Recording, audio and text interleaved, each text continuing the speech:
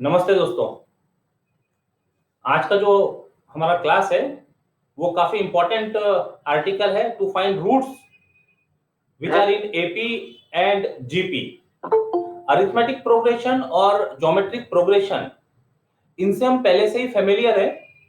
जब हमें कुछ टर्म्स अरिथमेटिक प्रोग्रेशन में लेनी हो या ज्योमेट्रिक प्रोग्रेशन में लेनी हो, तो depending on their numbers, even terms यदि लेनी है तो उसे कैसे हम सपोज करेंगे, और ऑड टर्म्स यदि लेनी हो एपी या जीपी में तो उसे कैसे सपोज करेंगे, उसको ये टेबल के थ्रू हम समझने की कोशिश करते हैं।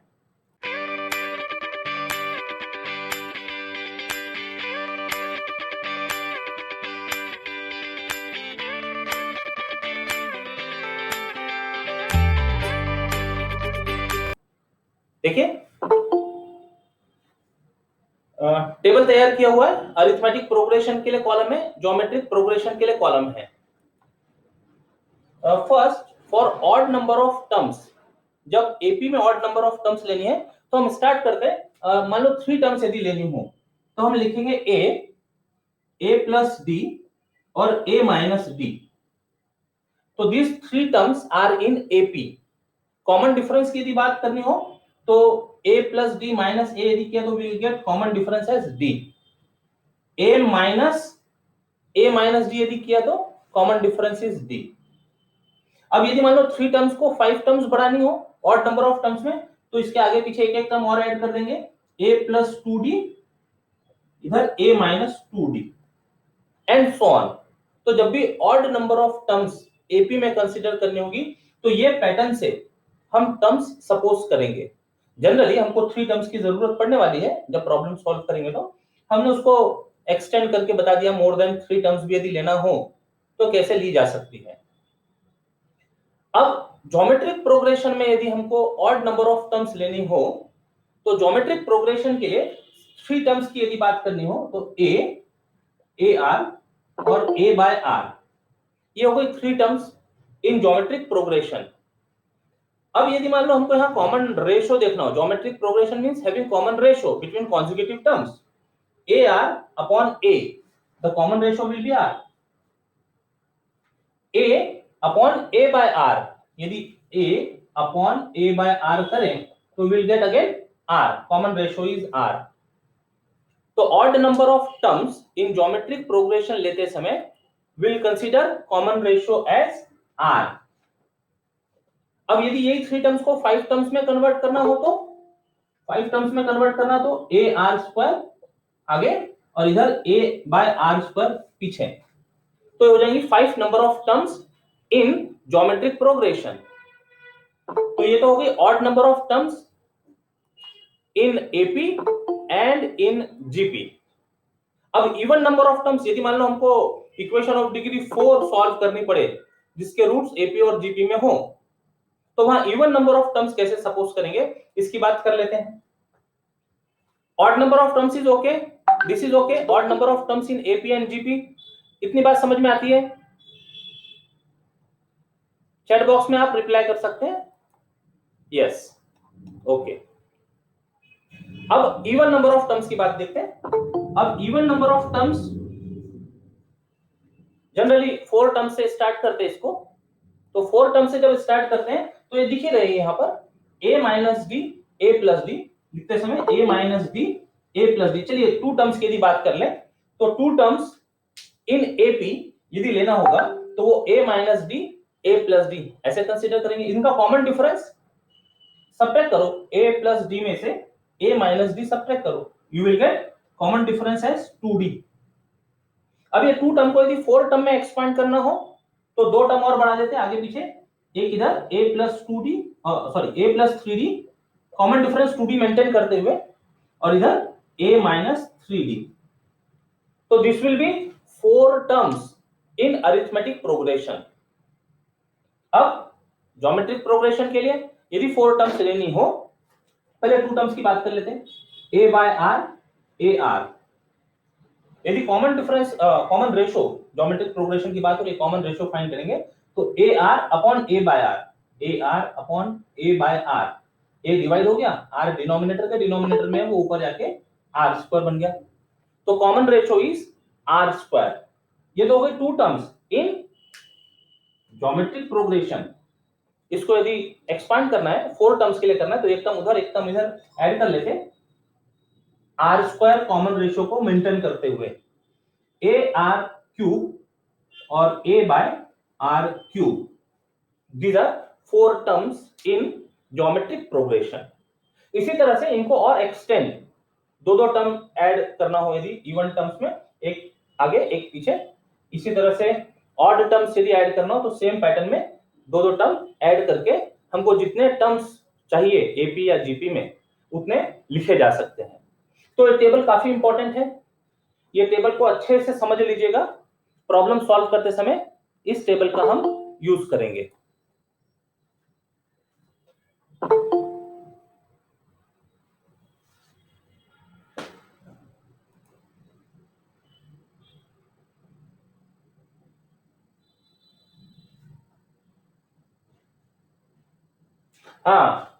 Here it must be a r square, right? This must be a r square. A r, a by r, a r square, a by r square. Okay, right.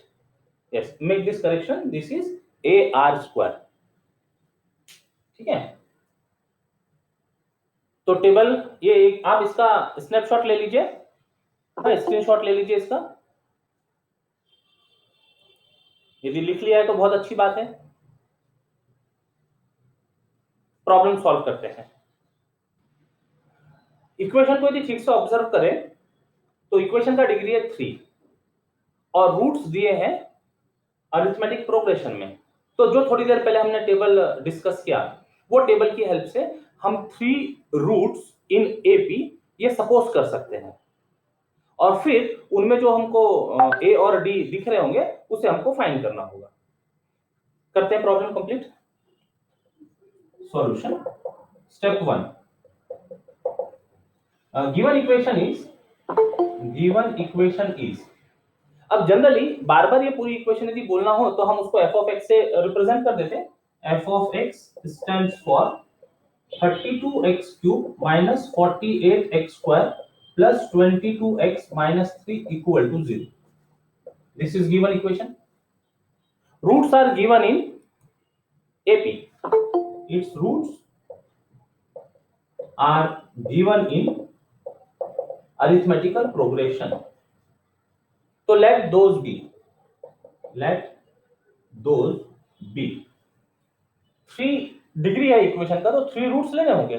वो 3 रूट्स लेते हैं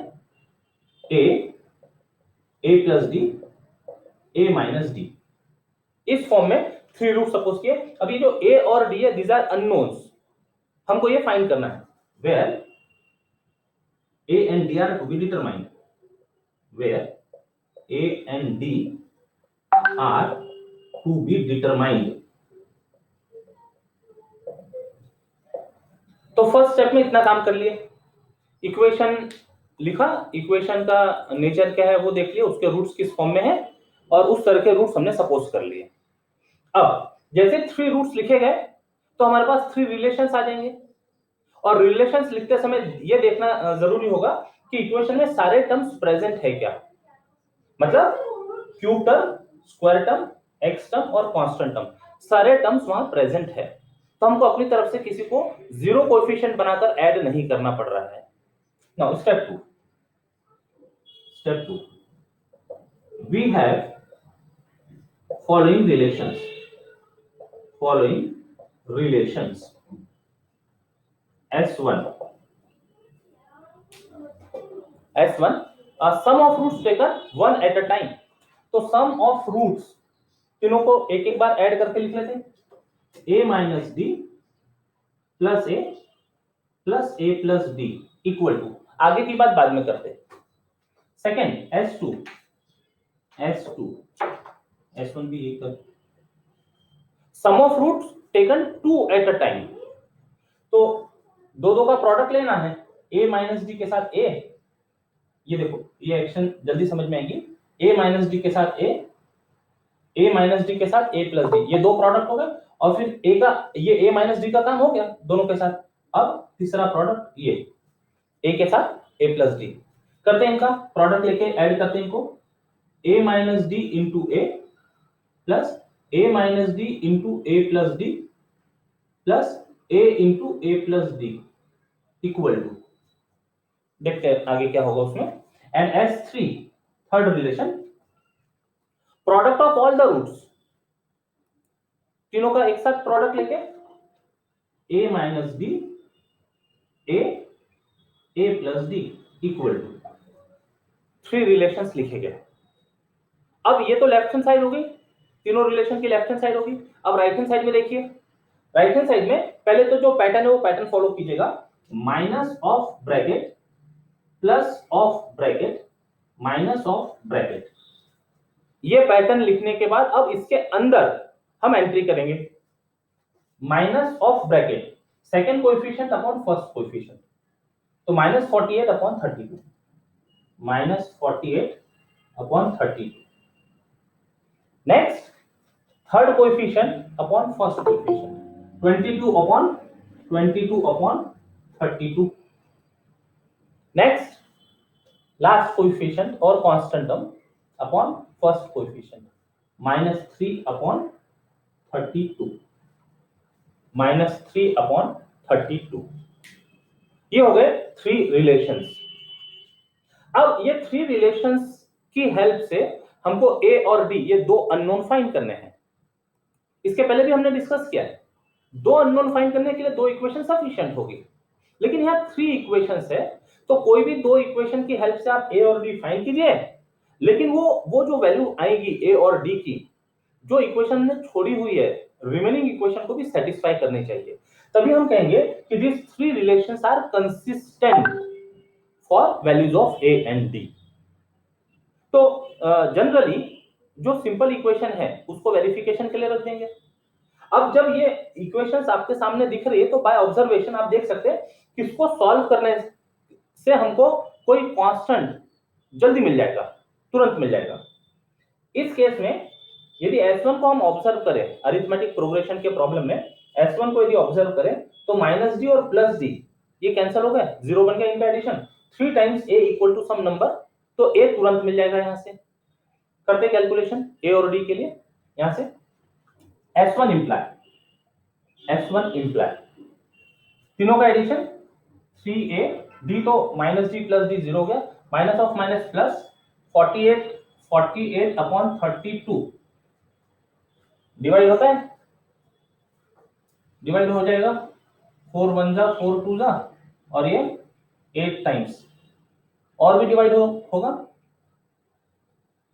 4 3 जा 4 2 जा, ठीक है, 16 से डायरेक्ट हो गया, 16 2 जा और 16 3 जा, तो 3a इज इक्वल टू 3/2 है, तो therefore a is equal to 3 से डिवाइड कर दिया 1/2, a की वैल्यू आ गई, एक वैल्यू डायरेक्ट आ गई है S1 की हेल्प से। अब S2 और S3 दोनों में से कोई एक इक्वेशन हम कंसीडर करके उसमें ये a की वैल्यू पुट करें तो डिफाइन किया जा सकता है, फिर एक इक्वेशन को वेरिफिकेशन के लिए रखना पड़ेगा, तो जो सिंपल इक्वेशन है उसको वेरिफिकेशन के लिए रखते हैं, हम S2 की हेल्प से d इवैल्यूएट करते हैं, S2 इंप्लाई। अच्छा, ये जो प्रोसीजर हम कर रहे हैं, ये प्रोसीजर पर्सन टू पर्सन आप डिफर कर सकते हैं, हो सकती है अलग अलग, आपके वैल्यूज करेक्ट आने चाहिए, वैल्यूज करेक्ट आएंगे, ये कोई ऐसा एकदम यूनिवर्सल मेथड नहीं कि इसी तरह से ये प्रॉब्लम सॉल्व किया जाएगा, आप S3 की हेल्प से भी डिफाइन कर सकते हैं और S2 में वेरीफाई कर सकते हैं। ओके, S2 को सिंप्लीफाई करते हैं, ये देखिए ये हुआ a square minus a d, bracket open करते हैं, a minus b a plus b के फॉर्म में है, तो a square minus d square, ये ब्रैकेट ओपन किया, a square plus a d equal to, plus है 22/32, 22/32, that is a square 3a square minus a d plus a d cancel हो गया, zero हो गया addition, minus d square equal to, इसको divide कर देते हैं, 2 से डिवाइड कर देते हैं, 11/16,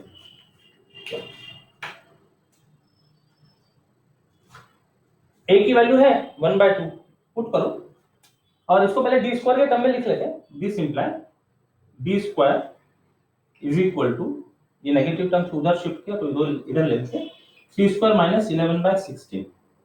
वैल्यू पुट करते हैं, 3 टाइम्स a स्क्वायर 1/2 का स्क्वायर 1/4 माइनस 11/16. एलसीएम इज 16, 4 से मल्टीप्लाई कर दिए 12 minus 11, that is 1/16.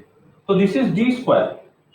d square is 1/16 imply d is equal to plus minus 1/4. d is equal to plus minus 1/4. Okay.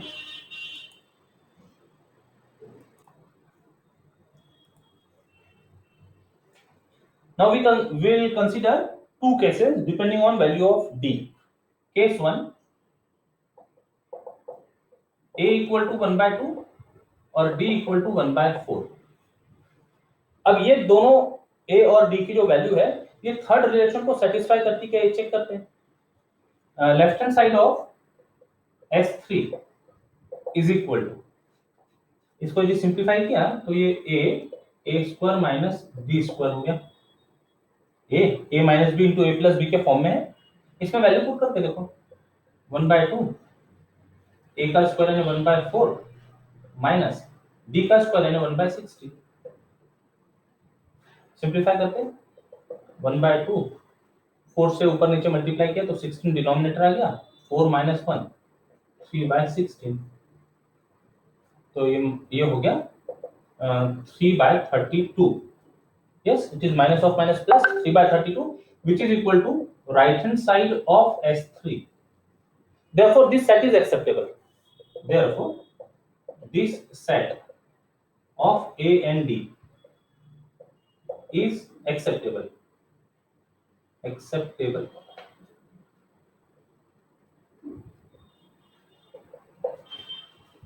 Is acceptable. Case 2 देखते हैं. Case 2.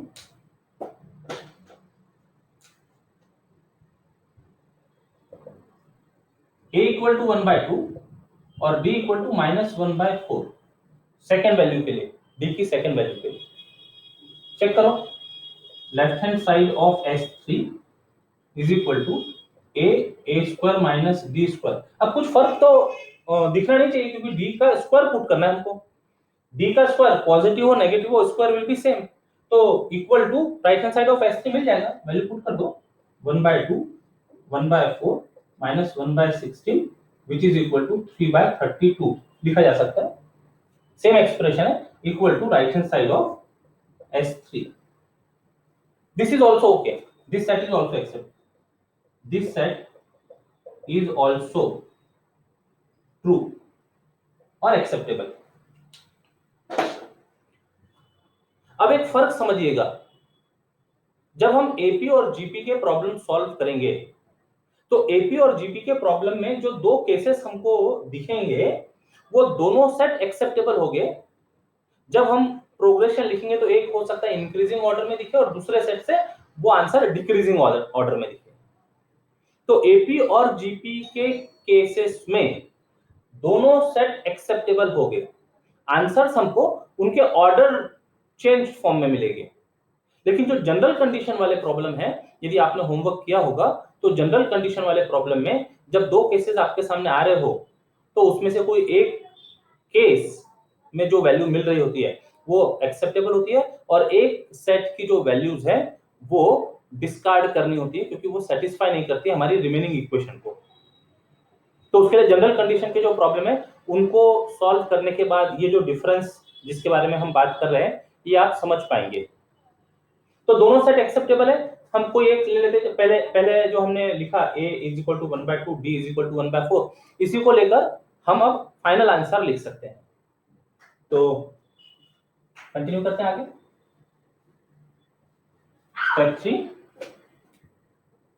Step 3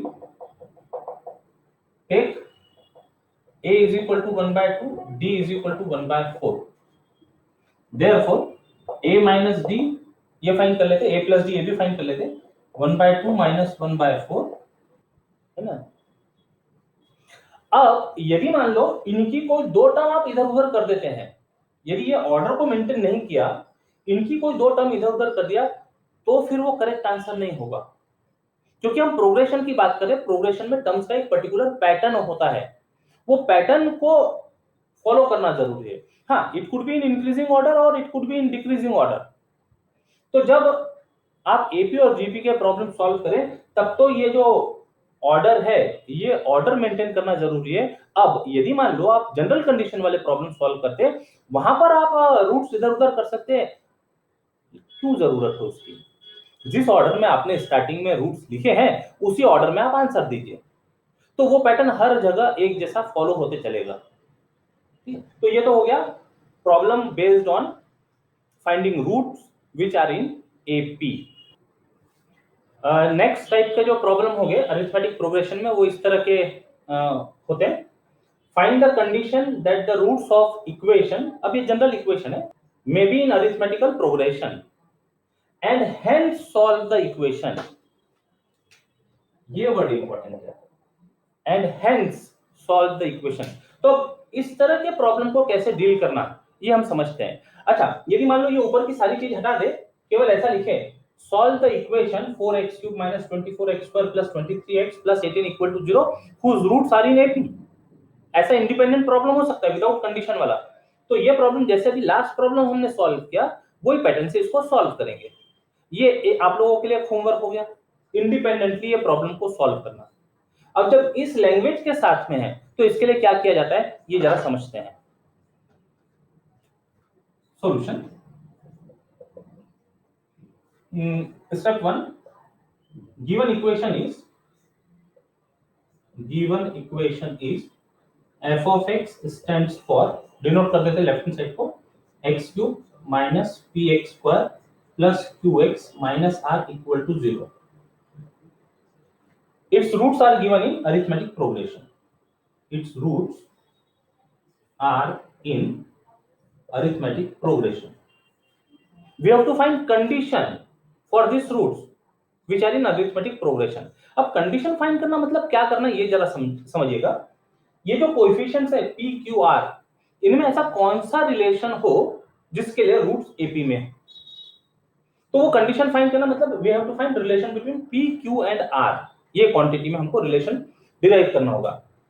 it's roots are in AP, we have to find the condition for which, ऐसा लिख देते हैं, for which we have to find the condition.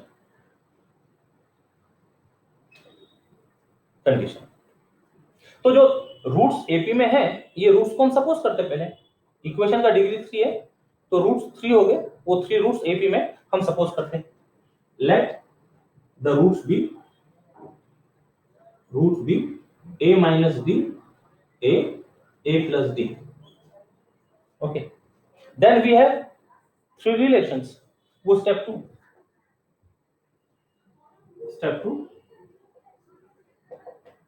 we have following relations।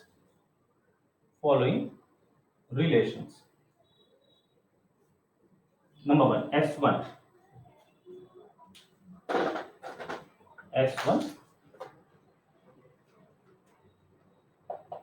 sum of fruits taken one at a time, a minus d plus a plus d equal to s2 sum of fruits taken two at a time, a minus d के साथ में a minus d के साथ में a plus d, इसका role हो गया complete, a के साथ में a plus d, a minus d a minus d के साथ a plus d और a के साथ a plus d equal to, लिखते हैं हम राइट हैंड साइड में क्या होने वाला है, s3 third relation. Product of roots a minus d a plus d equal to, ये तो हो गया लेफ्ट हैंड साइड। अब राइट हैंड साइड देखिए, तो राइट हैंड साइड लिखते समय पैटर्न प्रॉपर्ली फॉलो कीजिएगा, मिस्टेक्स कम से कम होगी। फिर माइनस ऑफ, ओके, एक काम करते हैं, minus of plus of minus of. अब इसके अंदर एंट्री लिखते हैं, यहां से लेने minus of minus p upon one, minus p upon one, then q upon one. अभी इक्वेशन वन की बात हो रही है, इसकी बात हो रही है, ये अभी आने का है, अभी इसका रोल आने का है प्रॉब्लम के सॉल्यूशन में। And next is minus r upon one, first coefficient is one. These are the relations S1, S2, S3 for equation 1, for given equation. अब S1 imply तीनों का एडिशन किया तो minus d plus d zero हो गया, 3 times a is equal to p, तो therefore a बन गया p by 3, a is p by 3। अब ए के लिए हमको डिफाइन करना है, तो वही S2 को सिंप्लीफाई करते हैं। S2 इम्प्लाई ब्रैकेट ओपन करके a square minus a d, a square minus d square, a square plus a d equal to q, ये राइट हैंड साइड में q, which is minus a d plus a d cancel हो गया, 3a square minus d square is equal to q. तो यहां से D square मिल जाएगा 3a square minus Q, ये उधर गया, इसको इधर लाए, तो a इज p बाय 3, तो this is 3 times p by 3 का स्क्वायर माइनस क्यू, तो देयरफॉर d स्क्वायर हो गया, p स्क्वायर बाय 9, तो 3 डिवाइड हो गया, p square by 3 minus Q. अब d की वैल्यू इससे फाइंड की जा सकती है प्लस माइनस रूट 2, लेकिन उसकी जरूरत नहीं है, क्योंकि जब हम ये S3 में वेरिफिकेशन करेंगे तो यहाँ d स्क्वायर की टर्म आ जाएंगी, तो d स्क्वायर की टर्म हम डायरेक्ट पुट कर सकेंगे, a मिल गया और d स्क्वायर मिल गया। हमको कंडीशन फाइंड करना है पी क्यू आर में, इसका मतलब ये जो तीन रिलेशन है, ये तीन रिलेशन में देखो क्या क्या दिख रहे हैं हमको, a दिख रहा है, d दिख रहा है, पी क्यू आर दिख रहा है। तो जब कंडीशन फाइंड करने की बात हो रही तो हमको पी क्यू आर ही रखने हैं, बाकी की चीजें यहां से एलिमिनेट करने हैं।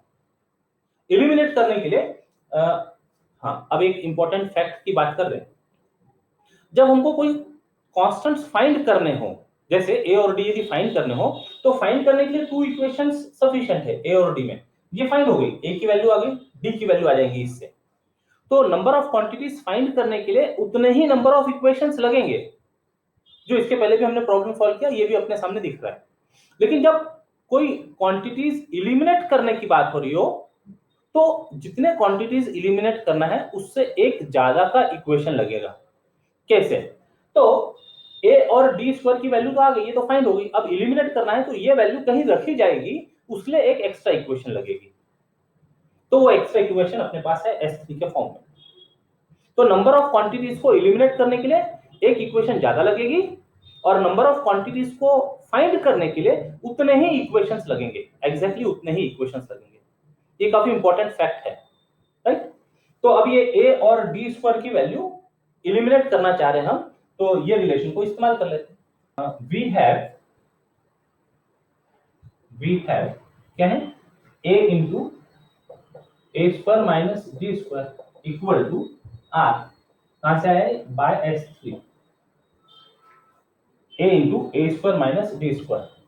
तो ये a और d स्क्वायर की वैल्यू पुट करो इसमें, पुट वैल्यूज ऑफ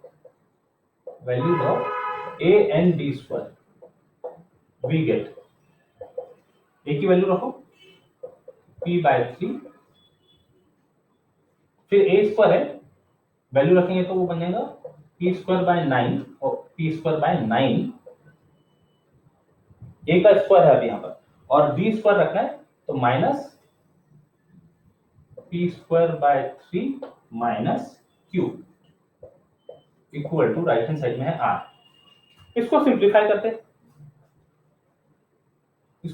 करते हैं, तो this is p by 3, bracket open किया, p square by 9 minus p square by 3 minus plus q equal to r, p by 3 LCM 9, तो 3 से ऊपर नीचे मल्टीप्लाई कर देते, तो p square minus 3p square, तो minus 2p square by 9 plus q. अब देखो 9 और क्यू दोनों एक साथ आ रहे हैं एक जगह पर, तो अलग अलग दिखने चाहिए।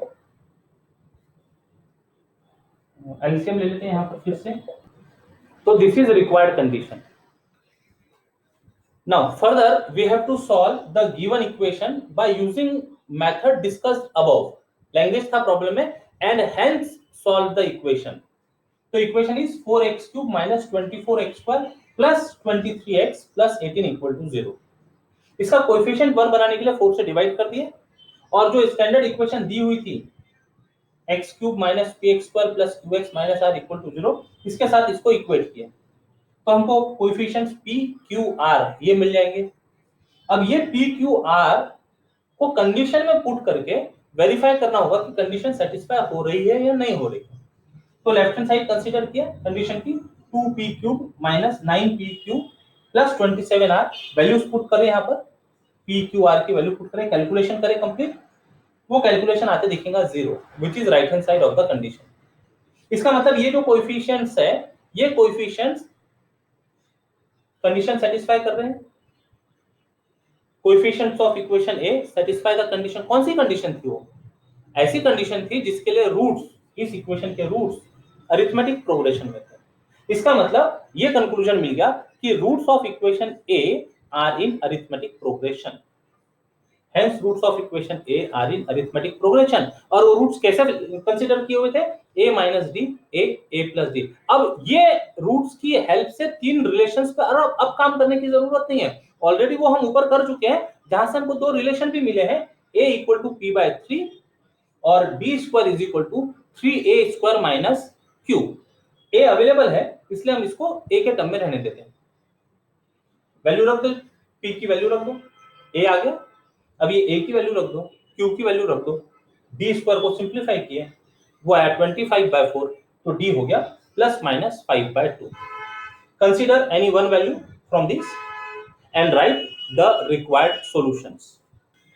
Step 5, take a is equal to 2, b is equal to 5/2, a minus d और a plus d फाइंड कर लो।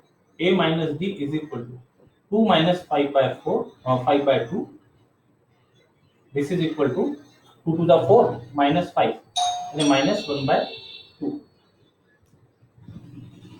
and a plus d is equal to 2 plus 5/2, that is 2 to the 4 plus 5 9/2.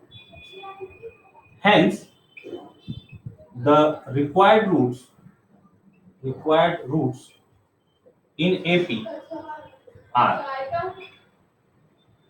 a minus d, पहले a minus d is 1/2, फिर a that is 2 और फिर a plus d 9/2, या फिर इनको हम रिवर्स ऑर्डर में लिख सकते हैं, और 9/2 2 minus 1/2 आंसर। पूरा की पूरा ऑर्डर चेंज करना ठीक रहेगा, कोई दो एलिमेंट इधर उधर लिखने से वो एपी में नहीं रहेंगे। This completes the solution. तो एक ही प्रॉब्लम एपी का कंडीशन के साथ आता है तो उसको सॉल्व करने का अप्रोच डिफरेंट हो जाएगा, और यही प्रॉब्लम को आप इंडिपेंडेंटली सॉल्व कीजिएगा without condition, solve the equation whose roots are in AP, और चेक कीजिएगा आपके डायरेक्ट आंसर इस फॉर्म में आ जाते हैं। तो ये तो हो गया problems of AP and GP. इसके कुछ होमवर्क हम सेंड कर देते हैं, आप उन्हें सॉल्व कीजिएगा।